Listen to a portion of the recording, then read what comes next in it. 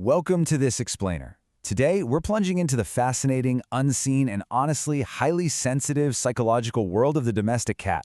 We share our homes with them, we watch them sleep in the sun, but beneath that calm exterior, well, there's a primal mind constantly calculating, constantly reacting. We're going to explore the hidden triggers that define their very existence. You provide the food, you buy those expensive toys, and you offer a warm, safe shelter. But we really have to ask a difficult question here. Why does your cat sometimes look at you like you're their absolute worst enemy? You reach out in love, and you're met with hissing, scratching, and glowing eyes retreating under a bed. Are they just arrogant? Or is there a much deeper, far more suspenseful biological drama unfolding right in your living room? So, let's dive into this. We're going to explore how completely innocent human actions are secretly triggering severe anxiety and primal survival instincts in your pet. You see, we tend to treat them like humans, or worse, like small dogs, completely unaware that our everyday habits are literally destroying the trust between us. They speak an entirely different language, and it's time we finally learned how to listen. Act 1. The Predator-Prey Paradox. Navigating the dual instincts of your cat. We naturally view cats as these cute, cuddly companions, but psychologically, they live in a state of duality. They are simultaneously apex predators and highly vulnerable prey animals.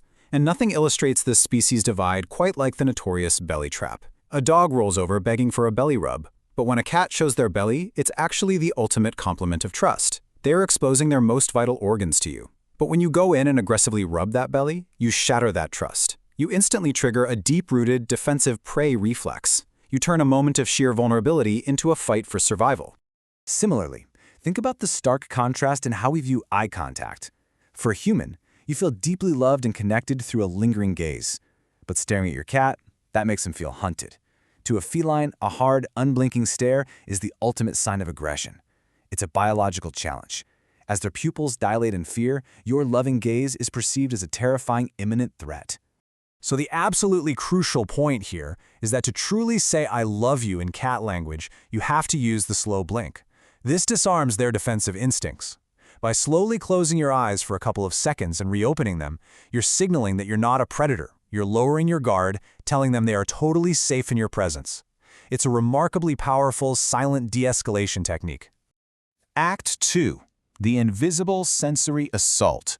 Living in a world of hypersensitivity. Imagine living in a world where every single smell is magnified to an overwhelming degree. A cat's sense of smell is roughly 14 times stronger than ours. Think about that. That means your beloved lavender room fresheners, the citrus peels, those heavily scented candles, they aren't just pleasant background aromas. To your cat, they are toxic clouds causing massive anxiety and acute respiratory stress.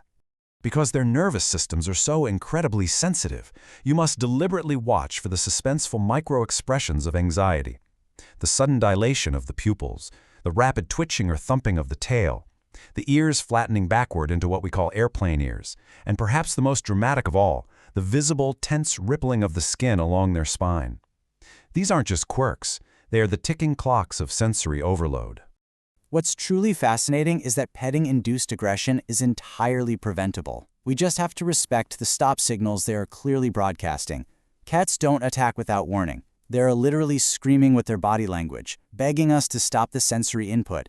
But we ignore the alarms until they have absolutely no choice but to bite to protect themselves. Act 3. The Battle for Autonomy. The Psychology of Safety and Trauma. A cat's sense of safety is entirely rooted in their bodily autonomy. Think about the sudden scoop.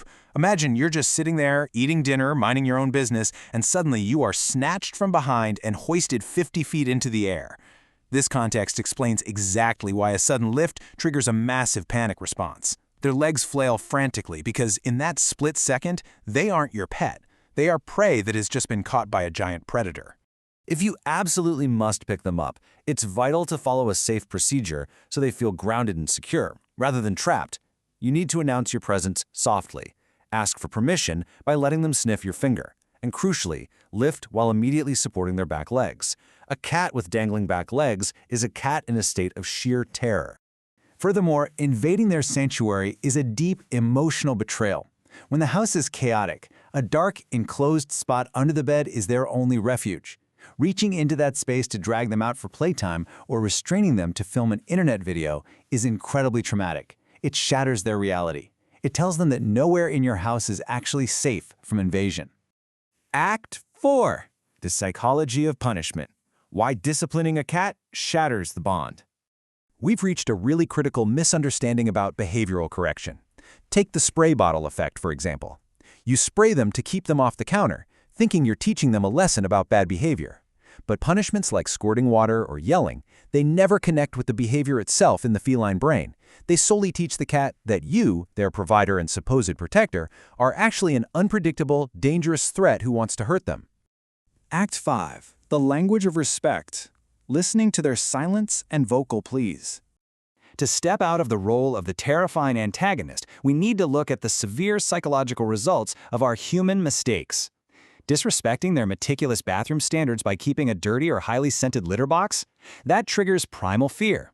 In the wild, unburied waste attracts larger predators, which leads to severe stress and urinating on rugs. And ignoring their meows by putting on headphones? Adult cats rarely meow at each other. They develop that vocalization exclusively to talk to humans. Ignoring it leads to profound feelings of neglect and chronic stress. But here is the good news. The damage can absolutely be repaired. By adopting some actionable changes, like giving gentle chin scratches instead of belly rubs, keeping living areas strictly scent neutral, and providing acceptable vertical alternatives like tall cat trees. But most critically, letting the cat initiate and end all physical affection. Loving a cat on their own terms is the magical key that grants them autonomy, turning those defensive survival instincts into fierce, unshakable loyalty. As we conclude this explainer, I want you to reflect deeply on these revelations. Think about your daily, innocent actions. Are they secretly triggering a suspenseful life of fear for your companion? Or are you ready to learn their alien language, respect their primal boundaries, and finally earn their profound trust? Which mistake have you accidentally made? The choice to fix it is entirely in your hands.